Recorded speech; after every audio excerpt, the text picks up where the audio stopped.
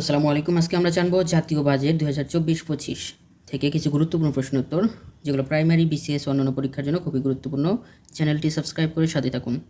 53তম budget একটি অন্তর্বর্তীকালীন budget ব্যতীত বাজেট ঘোষণা বা উপস্থাপন করা হয় 6 জুন 2024 সালে।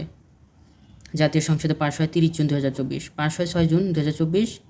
জাতীয় সংসদে পাশ হয় বাজেট ঘোষণা করা হয় 6 জুন 2024, আর এটা পাশ হয় 30 জুন 2024 সালে। বাজেট কার্যকর করা হয় 1 জুলাই 2024 সালে। বাজেটের আকার 7,97,000 কোটি টাকা। বৈদেশিক অনুদান 4400 কোটি 4,400 কোটি টাকা।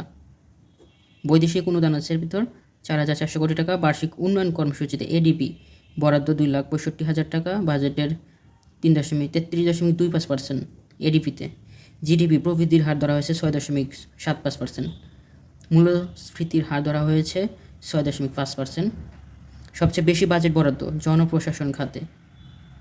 দ্বিতীয় সর্বোচ্চ বরাদ্দ শিক্ষা ও প্রযুক্তি খাতে।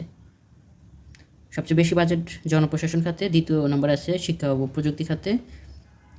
করমুক্ত সাধারণ আয়সীমা ব্যক্তি শ্রেণী 3,50,000 টাকা। মহিলা ও 60+ বয়সীদের জন্য করমুক্ত আয়সীমা 4 লক্ষ টাকা।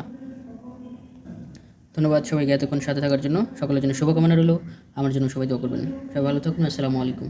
ভিডিওটি ভালো লাগলে অবশ্যই একটি লাইক দিবেন, চ্যানেলটি সাবস্ক্রাইব করে সাথে থাকবেন।